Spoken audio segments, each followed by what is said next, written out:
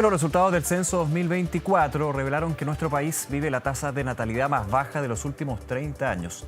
En promedio, hoy las mujeres en Chile tienen 1,97 hijos. Para abordar este tema nos acompaña la ministra de la Mujer y Equidad de Género, Antonia Orellana. Ministra, muchas gracias por su tiempo. ¿Cómo le va? Hola, buenas tardes, Nicolás. Muchas gracias a ustedes por la invitación. Claro, aquí hay y esto también tomando lo que son los datos del censo 2024 que se han ido conociendo, el censo anterior, 1992, pero claramente hay cambios demográficos que son relevantes y en algunos puntos también son problemas para el futuro en términos de una baja natalidad que significa un envejecimiento de la población. Eso como gran titular, digamos. ¿Cómo está viendo el Ministerio de la Mujer y Equidad de Género este dato en particular? Y también entremos a desglosar por qué se da, porque evidentemente hay que hacer un diagnóstico y abordarlo desde las distintas ópticas. Ujú. Sí, yo diría que hay un dato previo a este que es más de opinión, no un dato duro como los que nos entrega el censo, en particular la última serie que se entregó sobre fecundidad, la encuesta Bicentenario UC. Y lo digo a propósito de lo que señalas por los motivos. En la encuesta Bicentenario UC, en 10 años, se duplica la cantidad de personas que están muy de acuerdo con la afirmación: Chile es un país que no apoya a las madres. Eh, y me parece que por ahí va una Sí, claro. discusión que es relevante, que tiene que ver con cómo abordamos el desafío de la natalidad y desde la perspectiva de nuestro gobierno sin retroceder en los derechos de las mujeres. Porque efectivamente el panorama demográfico en nuestro país ha cambiado. Ahora, yo distinguiría en lo que son al menos tres fenómenos. ¿Ya? Perdón que una vuelta más larga, Lógico. pero son al menos tres cosas. Primero, una que es para celebrar. Suena contradictorio, pero ahí y se ve ratificado por las cifras del censo, Ujú. que es la cantidad de mujeres, niñas, Sí, de acuerdo a la ley, que son madres. sí, O sea, el descenso radical del embarazo adolescente es algo que nos tiene que alegrar de como hecho, tengo el país. dato para compartirlo también en la conversación. Si en 1992 era de 14,6% niñas adolescentes de 15 a 19 años, embarazo adolescente, llega a 2% en el censo 2024. Es una buena noticia porque profundicemos en eso. Es una buena noticia primero porque los embarazos adolescentes suelen estar asociados también a trayectorias de pobreza, Sí. deserción escolar y también pobreza país. Es un factor, es un indicador de desarrollo el que vayamos erradicando el embarazo adolescente, porque eso quiere decir que se combinan educación, permanencia en la educación, acceso a anticonceptivos e información. ¿Ya? Entonces, primero tenemos la reducción del embarazo adolescente, que era una parte importante de nuestra tasa de natalidad. Ujú. No solamente hace 30 años, también hace 10. Sí, claro. Entonces, eso se redujo mismo. También otro factor que es muy importante en este descenso y que de hecho se ve en las cifras del censo en la cantidad de mujeres jóvenes, es decir, la cantidad de mujeres entre 20 y 29 años que son madres, tiene que ver con que aumenta la cantidad de mujeres y jóvenes que están en educación superior o trabajando y disminuye la tasa de natalidad. Eso es una buena noticia en la medida que tenga que ver con los proyectos de vida de las Claro, mujeres. eso cuando se dice que está bien o mal, hay toda una discusión también, creo yo, de retrasar la maternidad, porque finalmente una Así mujer, ¿por es. qué tiene que retrasar? Es como decirle a una mujer, usted tiene que tener, hay un ciclo biológico, yo lo sé, pero como que tal edad tiene que tener hijos, no, pero efectivamente es retrasar por el Se tema de está desarrollo profesional y retrasando. personal. Efectivamente, y eso tiene que ver con los proyectos de vida. Sí. Y una tercera, y esa yo creo que es una de las más complejas de abordar, respetando la libertad, que tiene que ver con una cantidad cada vez mayoritaria, más grande, de personas, hombres y mujeres, porque no está aquí en las cifras del censo, pero Ujú. la cantidad de aumentos en las vasectomías también es bastante indicativa, que en esto no solamente las mujeres jóvenes, ¿ya? La cantidad de personas que deciden Ujú. no tener hijos. Entonces, la combinación de estos tres fenómenos, estos tres al menos, porque hay cosas mucho más complejas Sí, claro, también, sí, claro. explican ese descenso radical. Y entonces, la postergación de la maternidad y la conciliación son cosas que creo que tenemos que abordar. Ahí, al respecto, nosotros creemos que se aborda al menos de tres formas. Una es mejorando las condiciones para las familias. ¿Por qué? Porque nadie trabaja para no ver a su hijo, nadie tiene un hijo para no poder verlo. Y Ujú. por lo tanto, leyes como las 40 horas y el que vayamos progresivamente bajando la cantidad de horas, eh, creemos que es una noticia positiva para las familias. Y esto fue un argumento durante la discusión. ¿Ya? Creemos que mejorar también a través de la ley de conciliación de la vida laboral, personal y familiar, que no es todo lo que se puede hacer, pero nos parece que es un buen inicio, sobre todo porque fue una ley de consenso, eh, es un buen inicio. Entonces, apoyar a las familias. En segundo lugar, eh, no solamente apoyarlas a través de condiciones base, como el tiempo o el aumento del sueldo mínimo, sino también para nosotras muy importante es apoyarlas a través de corresponsabilidad de género y corresponsabilidad social. ¿Por qué? Porque la ley Papito Corazón, por ejemplo, y sus cifras nos muestran que hay una cantidad muy grande de hogares en las que si mi respuesta como Estado o sociedad es decirle, arréglesela usted mejor Ujú. distribuyendo con el padre en la casa, no le estamos diciendo nada, porque en verdad crían a solas. Y por eso hablamos también de corresponsabilidad social. Y por lo tanto, aumentar la corresponsabilidad social es clave. Y para eso está ya está la ley de Papitos Corazón, pero también estamos hablando de la ley Chile Cuida. Es un proyecto de ley. Ujú. Y creemos que se puede ir mucho más allá. Y hay otro factor que es más cultural, que creo que no se aborda mucho, que tiene que ver con el apoyo a la maternidad. La forma de ser madre ha cambiado mucho. Y actualmente, siendo la generación que actualmente es madre, siendo que tiene acceso quizás a tecnologías o apoyos para la crianza que nuestras madres o abuelas no soñaron, imagínate lo radical del cambio de tener pañuelos desechables a antes los pañuelos los pañales Los pañales de de tela. tela, Sí, claro. lo que implicaba lavar todo Sí, eso. claro. Pese a eso, la insatisfacción y la sensación de frustración con la maternidad crece. ¿Y por qué? Porque se lleva de una forma mucho más aislada. Las Ujú. madres de hoy se sienten muy solas Sí. y las cifras Ministra, de bienestar nos muestran eso. sí, y en ese último punto podría sumarle yo un subpunto, digamos, si es que estoy en lo correcto, aquellas mujeres que quieren ser madres, pero no pueden. Bueno, eso nos lleva al tercer punto, entonces yo decía, mejores condiciones, es lo que tenemos que seguir avanzando. Segundo, en corresponsabilidad de género, pero también social. Y ojo que corresponsabilidad de género no es solamente eh, como referido a las mujeres o un bienestar para las mujeres. Creemos que es fundamental involucrar a los padres en esto. Y lo hemos hecho, por ejemplo, a través Sí, de la ley claro. de conciliación, en que también tienen el derecho a solicitar determinadas cuestiones, Sí. Padres que o a las quieren tener 40 esa horas. corresponsabilidad por A, B, C o D motivo no lo logran, no pueden, por la vía La que... norma, las leyes, y por eso ha sido un distintivo de nuestro gobierno, que todas las leyes que tienen que ver con derechos familiares o asociados a la familia no han recargado a las mujeres y han incluido a los hombres. Un ejemplo súper concreto, la ley de 40 horas estableció la banda horaria en que podemos atrasar atrasar el ingreso o adelantar la salida, Ujú. respondiendo a un fenómeno que es parte de la crianza, que uno se atrasa. Porque Claro. los niños tienen autonomía relativa, o sea, se caen, a veces no tienen control de esfínter todavía. Pasan muchas Se cosas en el enferman, horario de las en 6 invierno a 8 de la especialmente. mañana, Sí, claro. digámoslo. Sí, claro.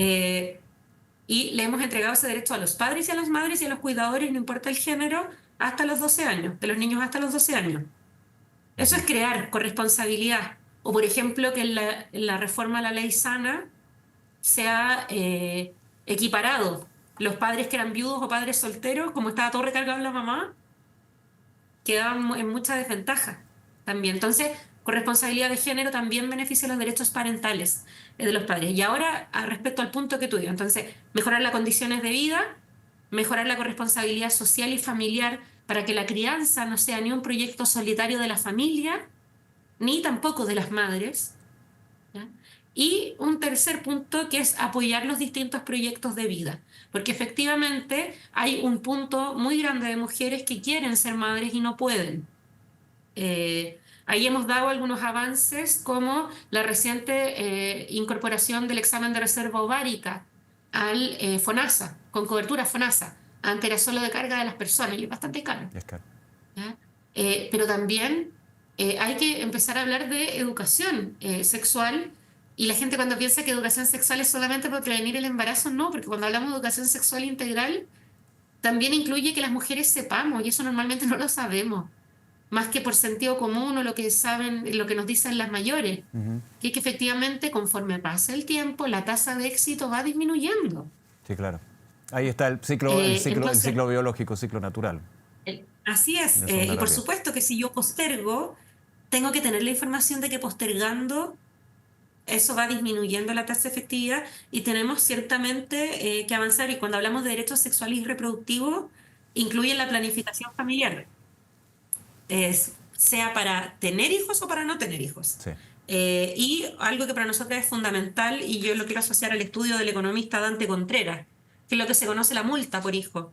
La investigación que hizo el economista Dante Contreras muestra que la trayectoria laboral de hombres y mujeres en Chile afortunadamente ha avanzado y está casi a la par. Casi a la par. ¿Cuánto se desequilibra la cuestión? En los meses inmediatos al nacimiento del primer hijo. Ujú. Ahí es que al momento del nacimiento del primer hijo es el momento en que la posibilidad de empleo comienza a aumentar para los hombres y disminuir para las mujeres.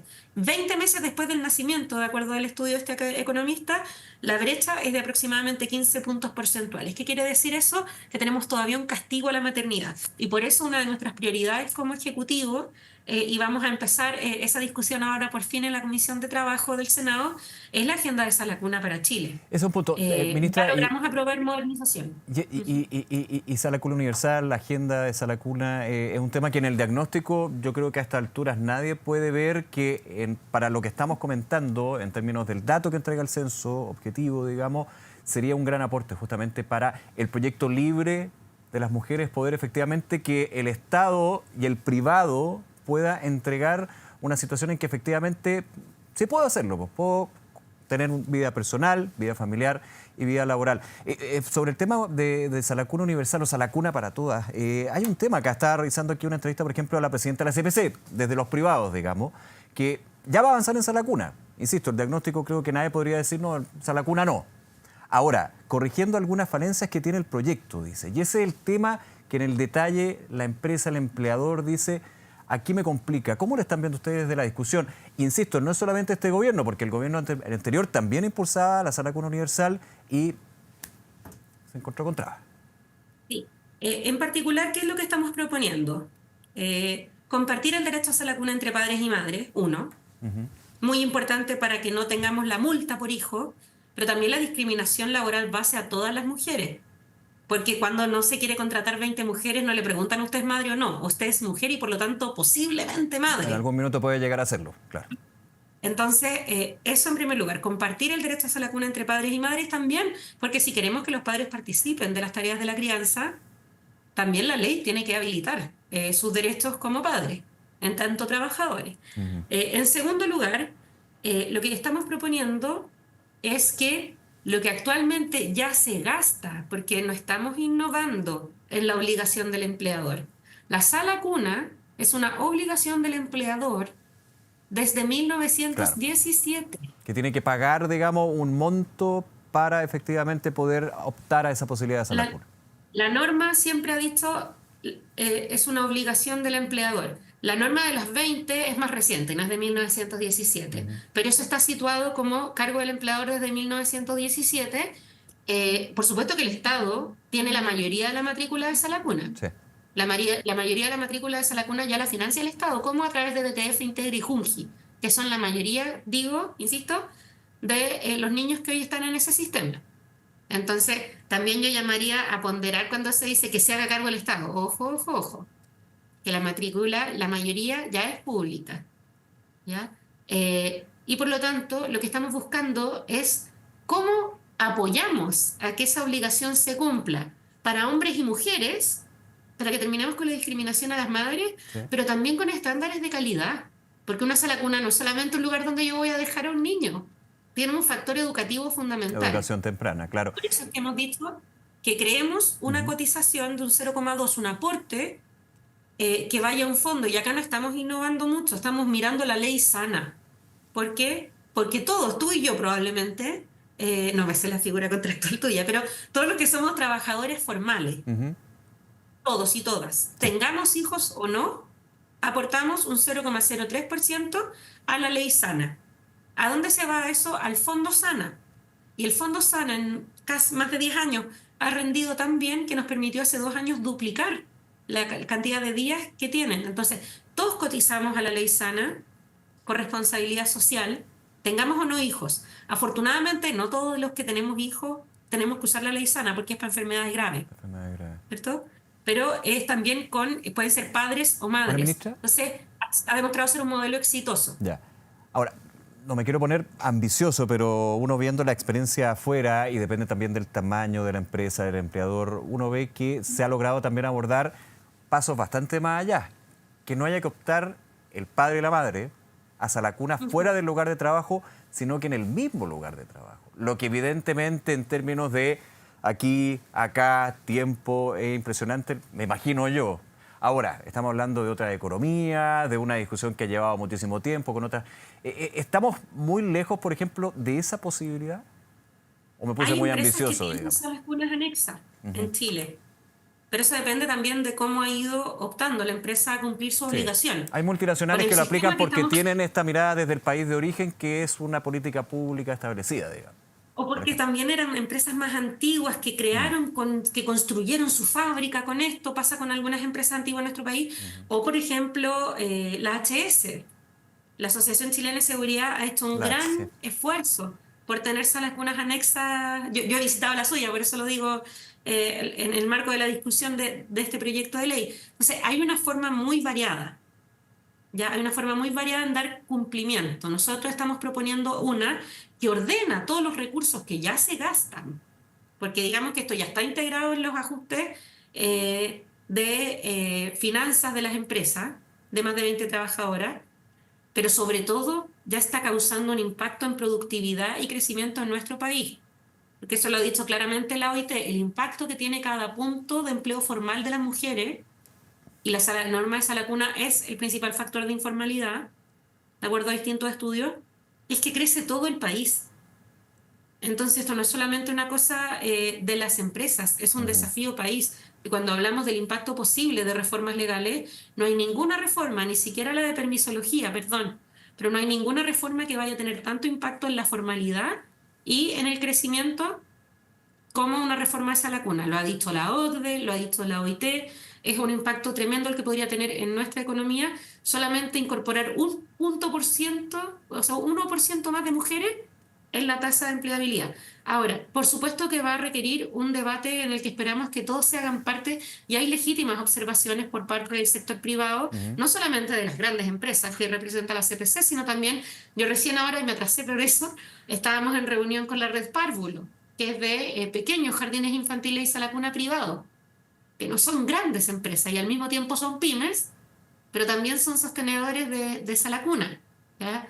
Y queremos que todo ese debate se dé en la Comisión de Trabajo, teniendo como antecedente el que, a diferencia de otras iniciativas, ya completamos la primera parte de la agenda de sala cuna para Chile, porque quiero decir que una cosa es el debate del derecho laboral de sala cuna, que está en el Código del Trabajo, pero si se estancaron los debates anteriores, era porque no se estaba abordando otra derivada, que es que si yo amplío el derecho a la cuna, digo, más trabajadores y trabajadoras tienen este derecho, también tengo que pensar cómo impacta en el sistema educativo.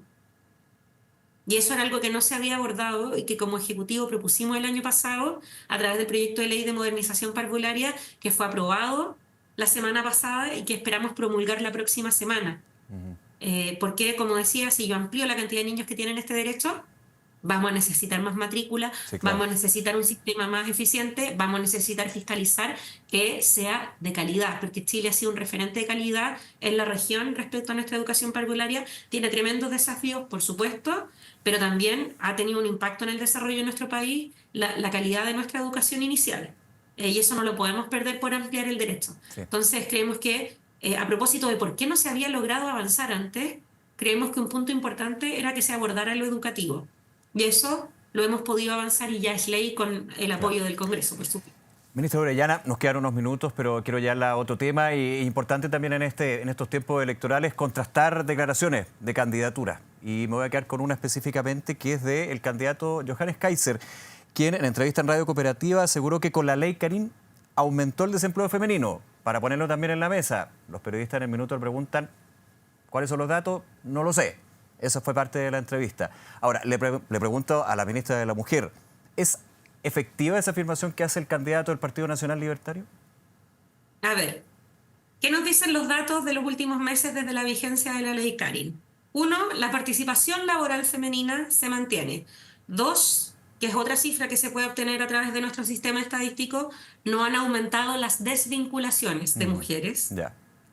Y tres, hay más denuncias, es cierto, pero la ley Karin, aunque lleve el nombre de Karin Salgado, que efectivamente era mujer, protege a hombres y a mujeres. Ahora, se esperaban más porque denuncias, la violencia en el era trabajo evidente.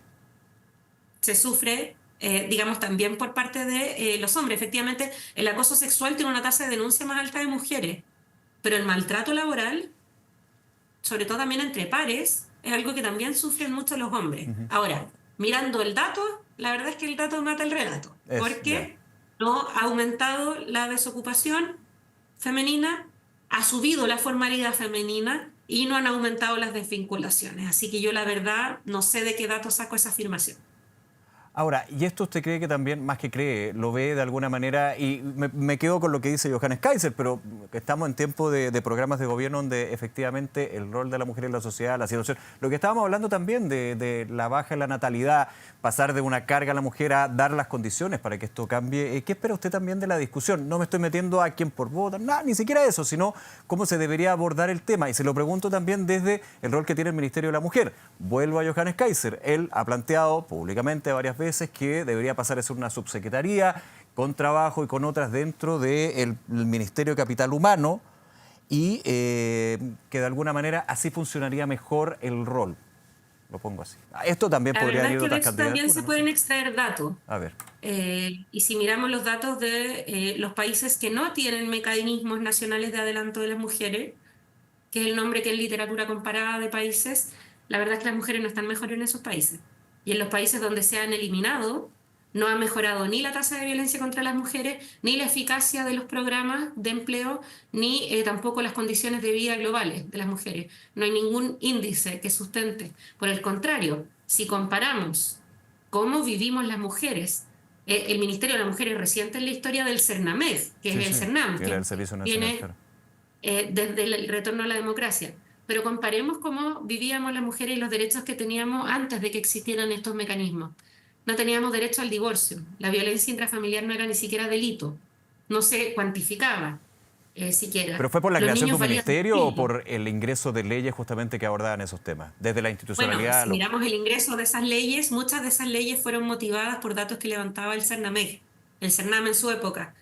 Insisto, la discusión sobre los hijos ilegítimos, la violencia intrafamiliar, la ley de femicidio, la ley de divorcio, que fue tan difícil.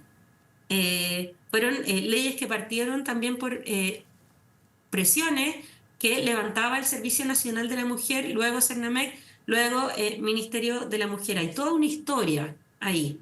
Pero si no se quiere creer en esa historia, miremos qué pasa en los países donde no existen estos mecanismos y veamos cómo es la situación comparada. Al respecto de países que han eliminado estos mecanismos, la verdad es que la situación no es auspiciosa para las mujeres.